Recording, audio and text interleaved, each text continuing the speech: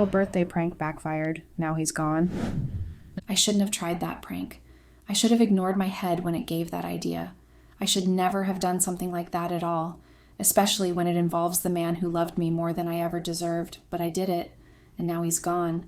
I keep replaying the moment in my head, his face, the initial shock, then the anger, and then he just walking out on me. It wasn't a prank. Not to him. Not after everything he had already forgiven, already ignored, all because he genuinely loved me. I swear it was supposed to be funny, a silly birthday surprise, just something to see if he'd panic a little, get jealous, or even cling to me. Instead, I gave him a reason to finally let go. Why did I think testing the man who already loved me was a good idea? Why did I think I could pretend to cheat when the truth is I already had, and Sam found out about it because of my stupid prank? Sam wasn't supposed to know. He is my perfect man. I did everything I could to make sure that we got married. He was everything I had always wanted, and even though he was with my best friend at that time, I didn't mind doing bad things just to get him to marry him. Don't blame me. I had a horrible past with men who just wanted sex and nothing else from me. They'd pretend to love me at first. They would do everything tagged romantic for me, but once they got what they wanted, they always left me. I was either too ugly or too cheap for them, and my best friend Amira was always there to comfort me. She would hug me while I cried and eat ice cream with me on our sofa, but I secretly envied her. She always had things so easy for her. She had many men at her beck and call, but she never chooses them, and they only came to me when they couldn't get to her. I've had boyfriends who only wanted to date me just to get close to her, and I despised her for it. I kept blaming her for everything secretly. I had a better body. I was sexier than she was. But men always chose pretty faces over people like me. Even Sam. I met him first. I was the one sitting at that bar after yet another crazy breakup. Amira decided to take me out so I wouldn't get gloomy. And at that moment when Sam walked in, she had already gone to the bathroom. So I was all alone when I first saw him. I remember how I felt immediately I saw him. It was love at first sight. I wanted him at all costs. I wanted to have him. I remember approaching him and asking him to buy me a drink. Sam, who I later found out was a very quiet person, had been surprised, but he said nothing unusual. He just asked the bartender to give me anything I wanted. I tried to make up a conversation with him. Well, actually flirt with him with my crazy pickup lines, but Sam just kept smiling politely through the whole thing. But everything changed the minute Amira walked in. It was almost like he wasn't the same guy that barely said more than 2 words to me while we were talking. He introduced himself to Amira, and then the two of them hit it off instantly. It was almost like I wasn't even there at all. They didn't even notice when I carried my mini purse and left angrily. I was angry. I met him first, but apparently Amira was always better than me. I thought that their conversation would end at that bar. Maybe I'll keep going back to the bar and I will see him again and finally get my chance with him. But that never happened, because Amira stole him from me. She told me a week later that she was already dating Sam. It was pure torture watching them together, watching them behave like 2 lovebirds all the time. I never got any chance with Sam because she was always around him, and that made me desperate. I really wanted to do something to break them apart. It was then that ridiculous idea came to me. To set Amira up. Now that I write about it, I realize just how stupid I've been. But I really was desperate then. I saw nothing wrong with my actions, so when I got my chance, I spiked Amira's drink and paid a guy to take naked pictures with her. I sent the pictures to Sam anonymously. When Amira wasn't around to defend herself, she had traveled back home to see her parents, and coincidentally, network signals were down there. So she had no way of knowing what Sam knew, or what I had done. So after I sent the pictures, I pretended like Amira asked me to pick up her things at his place. I met Sam very drunk. His phone was in his hands. He was staring at those pictures, probably feeling betrayed. So I took advantage of him. I had sex with him. When Sam woke up that next morning and saw me beside him, he was quite angry, but I lied to him that I was drunk too. I told him that I met him drinking and tried to help him, but then he showed me the pictures and asked me to stay and drink with him, and that everything that happened after that was blurry. I pretended like I couldn't remember we had sex when I was the one who clearly instigated the whole thing. Sam told me that we should never speak of it again, since it was a mistake. I was disappointed and angry. It felt like the best night of my life, and he was regarding it as a mistake. But I couldn't blow my cover, so I agreed. Amira came back, but Sam broke up with her. He wouldn't hear anything from her or even show her the pictures. I felt happy, but Sam didn't give me a chance either. He just kept cutting me off until I finally got my chance. I took a pregnancy test and found out I was pregnant. I was so excited when I texted Sam that information, sounding confused and upset about it. Knowing Sam as much as I did, I knew he would never support abortion. He was very morally grounded, and according to Amira, he had always spoken about having kids. Just like I expected, Sam told me to keep the baby. He promised to take care of both of us, but the upsetting part was that he didn't want to marry me. So I made sure that he did. I threatened to get rid of the baby if he didn't marry me. I told him that I wouldn't have a child outside of wedlock, and Sam eventually agreed. We planned a small wedding and got married within a month. Amira was so pissed off by everything, especially after she found out what I did to her. She stopped being friends with me completely and even moved out of town. I didn't care. I had everything I had always wanted, except maybe I didn't. I always knew that Sam's heart never fully belonged to me, even after 8 years of being married. He did love me. We got very close and he fell in love with me, especially after we had our son. But it still felt like Sam just never forgot Amira. And my suspicions were confirmed when Amira came back into town 3 years ago. She was already married and was heavily pregnant. Sam and I ran into her at a grocery store. She seemed genuinely happy to see us. She asked us to eat lunch with her at some fancy restaurant with her husband. Sam agreed and we all went to eat. Amira kept talking excitedly about her preparations for their baby. And then she did something really outrageous. She told me she had forgiven me already, because she wouldn't have met her current husband if she didn't move away right in front of Sam and her husband. Sam pretended to know what she was talking about, and she kept spewing nonsense about how I set her up. After enduring the lunch, thinking of how angry Sam would be, we finally left for our home. But Sam didn't even wait for me. He left me right outside the restaurant. I was so shocked that he would do that to me. I had to get a cab to take me home. When I got home, Sam was waiting for me. It was the first time I ever saw him that angry. He was shouting at me, asking me why I did what I did. Sam never raised his voice at me, but he did that evening. Our son was the one who saved me that evening. He was home and heard his dad yelling. When Sam saw him, he kept quiet and carried our son to bed, apologizing to him for shouting. He slept in our son's room that night. For a few days after that, Sam wouldn't speak to me. He was really upset with me. I tried to apologize, make him understand that I had to do what I did because I love him, but he wouldn't hear me. Until after a whole week had passed, Sam finally came around. He told me he wanted us to put it behind us, but he made me promise that there would be no more lies between us. I promised him that, and I really meant it at the time. I really love Sam, and I just wanted him to love me again. But it didn't feel the same. After the whole situation with Amira, things just felt off. I kept trying to do everything to please Sam. I made him breakfast before he left for work. I cooked him dinner and made sure we ate as a family. I would sometimes bring him lunch at work. I did everything I knew would please him, just to ensure that he truly would forgive me. But it still didn't feel the same. It felt like Sam didn't trust me as much anymore, no matter how much I tried. I felt like I kept losing my family to Amira, without her even trying. I became really paranoid. I would check Sam's phone while he was asleep for any sort of links to Amira, but I found nothing. He didn't have her number saved. He wasn't even texting another girl either, but it still didn't make me feel safe or seen. What ruined everything even further was when I decided to check Sam's list of friends on social media, and I found out that he was friends with Amira on Instagram. He loved some of her posts, and she did the same too. I was so angry and felt betrayed. It didn't matter to me that they didn't even exchange any comments, or even chatted online. They just loved some of their recent posts. It didn't matter that Sam was also friends with Amira's husband. All that mattered to me was that Sam still somehow had some contact with her. I was going out of my mind. I couldn't tell Sam about how I feel, even though I should have told him. I know that now, but I felt like Amira was a sore subject in our home, and I was scared I would push him further into her arms if I ever spoke about my jealousy. So I did the only thing I thought was best to get my mind off things. I cheated.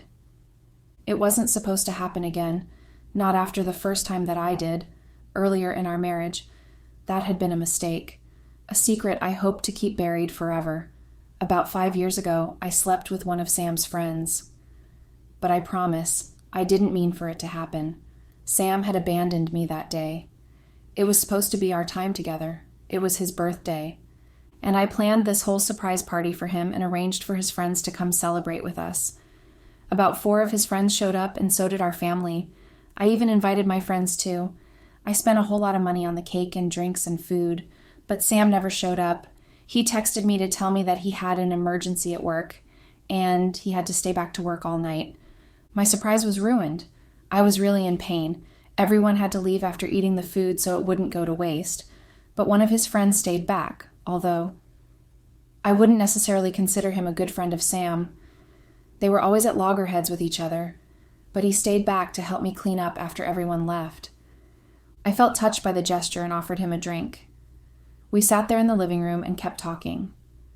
Well, I was talking and he was listening. I talked about how upset I was that Sam wasn't home, and just kept agreeing with me.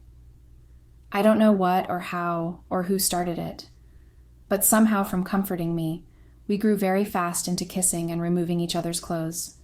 We had sex that night, and by morning he was gone when I woke up. I blamed everything on the alcohol. It was just a moment of weakness. Nothing I had to think about. And even much better was the fact that the friend got a job in a different city. So he moved away. And that was the end. We never spoke about it to each other, or to anyone. But there I was upset again about something that was my own fault. I made the most stupid decisions yet again, this time sticking with it until I got caught. I met Tyson at the club I went to with my friends. I wanted to get everything out of my head. And I thought loud music and drinks would do that. But it didn't. My friends found guys as soon as we got there. So I was alone, drinking by myself. My son was with his grandparents for the holidays, and Sam had gone on some business trip again. So I really was feeling alone, but then Tyson walked up to me.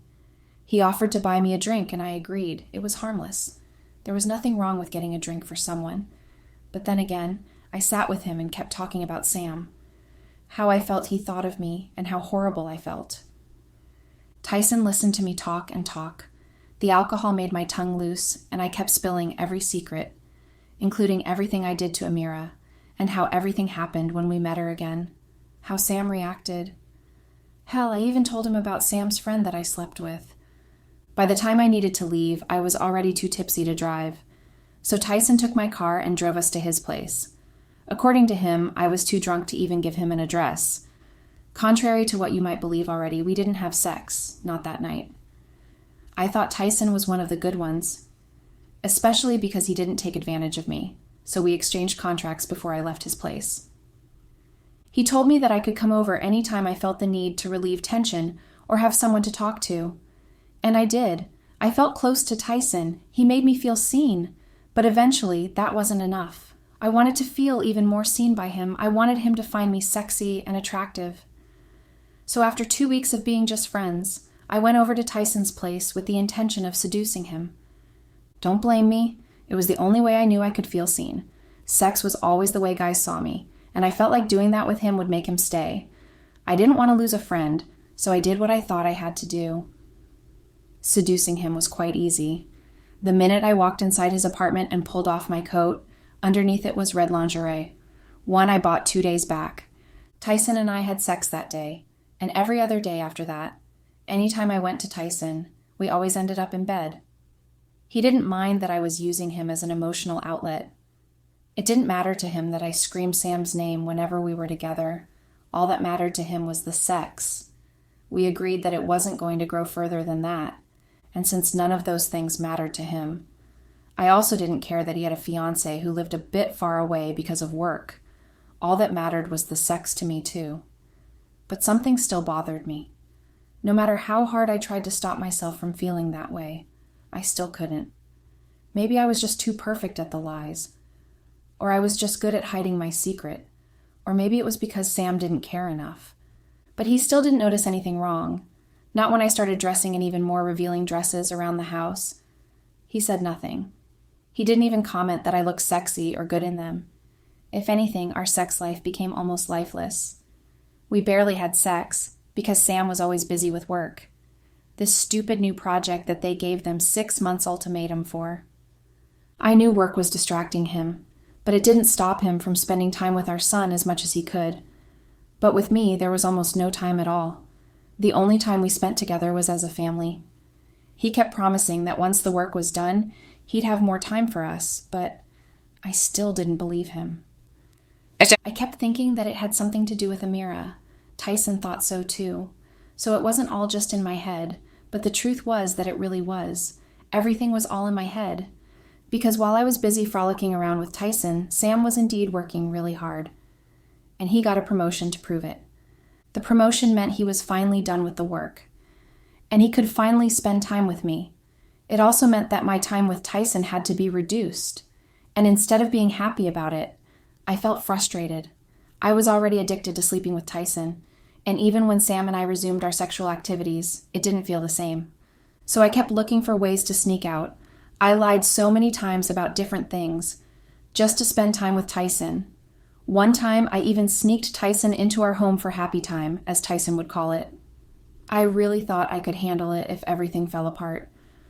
Or maybe I thought that I could continue keeping that secret forever, like I did the first one.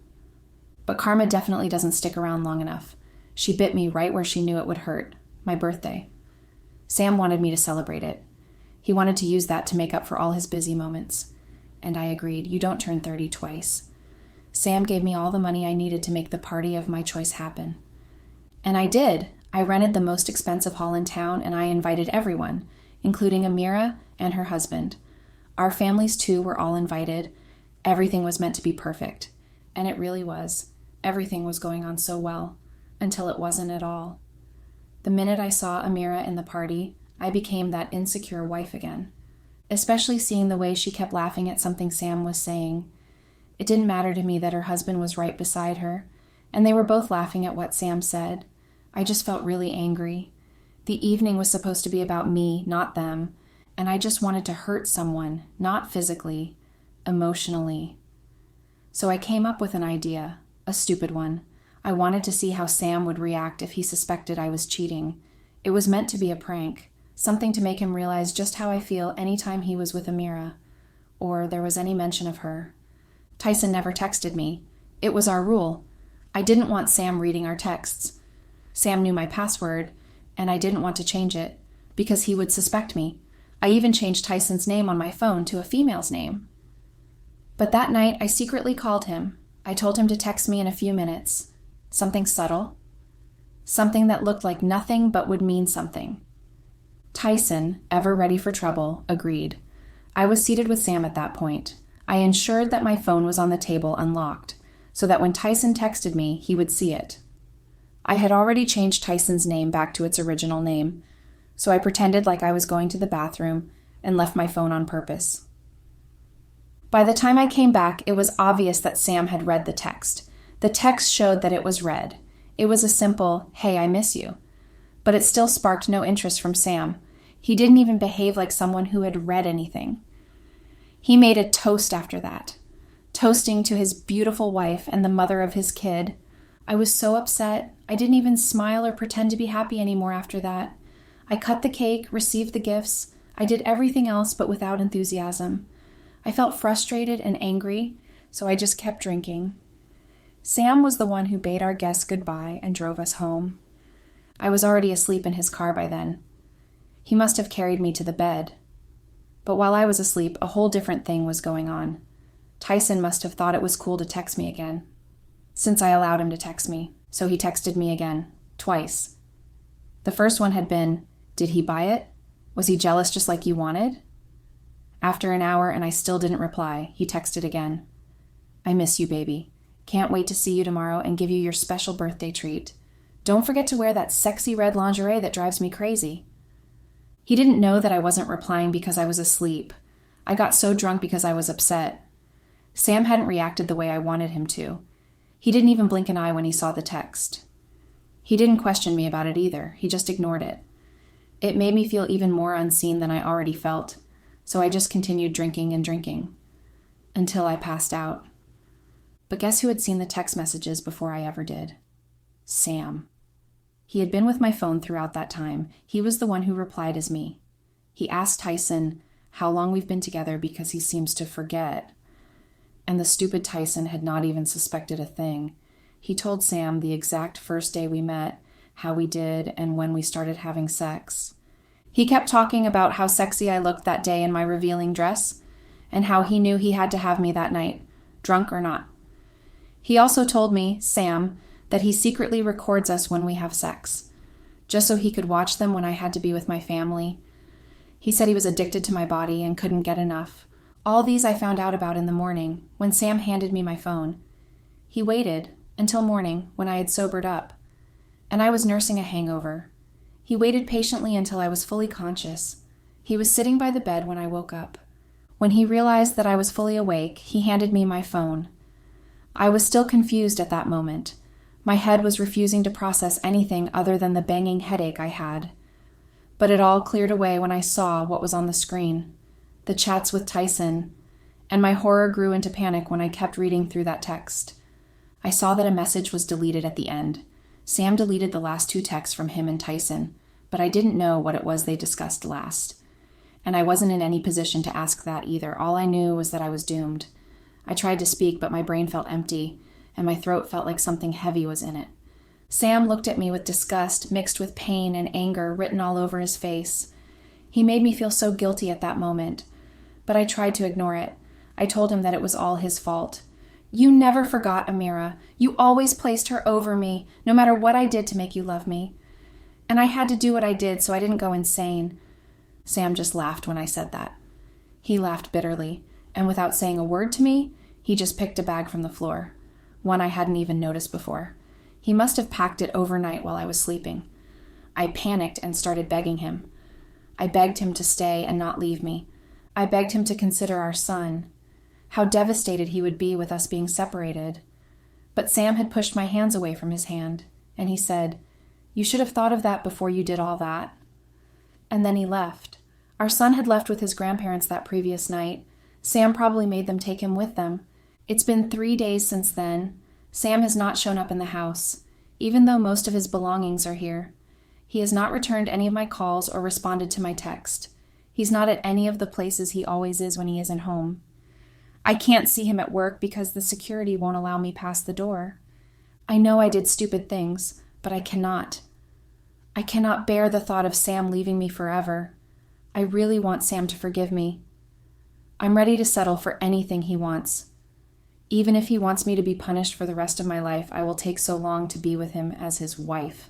Update. I thought things couldn't get worse after he left the house that night. I thought the silence, the blocked calls, and the empty side of the bed were already the worst parts, but the real damage hadn't even started. I didn't know that he had been holding something even heavier than my texts, something he hid from me completely. I didn't know until everything blew up that the deleted messages on my phone weren't random. They weren't something he didn't want to talk about. He deleted them because he didn't want me to know he had reached out to Tyson pretending to be me. He used my phone, acting like he wanted to see the videos Tyson made. The videos I didn't even know existed at the time. And Tyson actually sent them. Without hesitation, seeing that alone made me sick. But finding out Sam had been sitting with that evidence the entire time, that made everything fall apart. He didn't talk, he didn't shout, he didn't confront me like I expected. I thought maybe he needed time. Maybe he just wanted space before deciding what to do. Maybe he would come talk to me eventually. But he came back only once. After 3 whole weeks had passed, Sam came back and it wasn't to talk. He just came in and handed me a brown envelope, and then he walked out again. When he walked away, I opened the envelope and saw the divorce papers. Simple, direct, final, no discussion, no last conversation, no attempt to work through anything, just divorce. I didn't even have time to process it before everything else exploded, because right after leaving my house, he posted everything online. He uploaded an Instagram story, the video Tyson filmed blurred slightly but still recognizable, and the screenshot of the chat where I asked Tyson to send them. The chat he wrote pretending to be me. The chat he deleted so I wouldn't see it. Then he posted a message, "My cheating wife." My phone started blowing up before I even finished reading the post. Family messages, missed calls, even group chats from our friends group. Sam had posted the same things in the family group chat. His parents, siblings, cousins, all of them saw it. All of them saw me. And no matter how much I tried to explain that I didn't know about the video, that I didn't ask for it, that he had pretended to be me, it didn't matter. Nobody wanted to hear me. I was just totally ruined. I cried throughout that day, wishing that it was just a nightmare, one that I would wake up from anytime soon. But the more minutes passed, the more real it became. Sam's lawyer came the next day. He told me that I had to sign the divorce papers as soon as possible, before it became a court case. He also told me that Sam wanted to move out of the house and was giving me 3 days. I had no choice but to leave, and with nowhere else in mind to go, I had to go to my parents' house, which turned out to be a soulish torture. By the time I got to my parents' house, everyone had already seen the posts. My mom didn't say anything at first. She just walked past me like I was a stranger. My dad shook his head and refused to look at me. When they did finally speak, it was only to remind me how much I embarrassed them. "You've disgraced this family." Or, "Your son will grow up knowing his mother did this." There's no comfort here, just judgment, just silence, just disappointment. I'm sleeping in my old room, surrounded by dusty books and childhood clothes I never packed away. I feel like I've been pushed backward in life, like I'm starting from the bottom of a hole I dug myself. And the part that keeps breaking me is my son. He's with Sam. I haven't seen him since Sam left. I tried calling to check on him, but Sam isn't responding. I don't know if he misses me. I don't know what Sam told him. I don't know if he saw the posts. I'm terrified he thinks I chose some stupid insecurity over our family. As for Tyson, he hasn't said one word since everything got exposed. No apology, no explanation, no defense, nothing. He disappeared the moment Sam posted the video.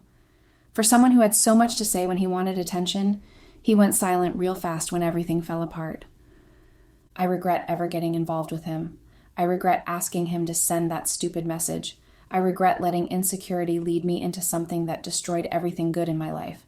I regret the prank. I regret the flirting. I regret the lies. I regret all of it. There's no one left to blame but me. Sam doesn't want anything to do with me.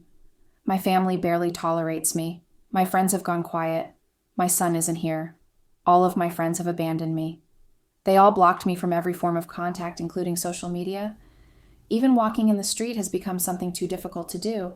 And Tyson was never really there in the first place. I wish I could go back, not to fix everything, though I would if I could, but just to stop myself before any of this started, before the messages, before the stupid ideas, before the prank, before the insecurity took over my brain. But I can't. Now I'm just trying to figure out how to keep going while living with the consequences I created for myself. The nights are the worst. I sit in my old room, staring at the walls, thinking about what life could have been if I hadn't let my insecurity take control, if I hadn't felt jealous and paranoid about Amira, if I hadn't let fear and suspicion guide my actions instead of trust and love. We should have been happy. Sam and I, our son, the life we built. We could have been happy. We could have spent nights laughing together, mornings with our son running around, weekends going out as a family.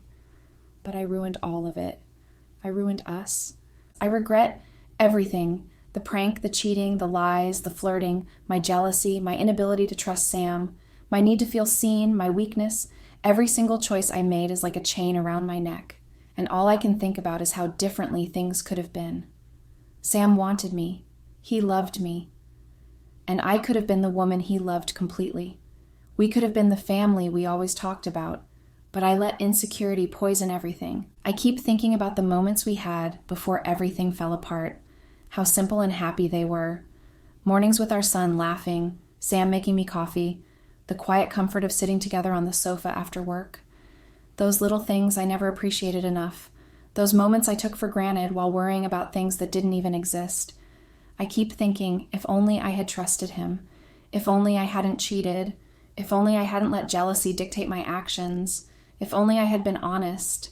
If only I had just loved and been loved in return. Even now, 3 days after finally signing the divorce papers, I can't stop thinking about him. The way he looked at me when he left the house that final time, that mixture of disappointment, hurt, and anger. It haunts me. It will haunt me forever. And no amount of regret or apologies will bring him back.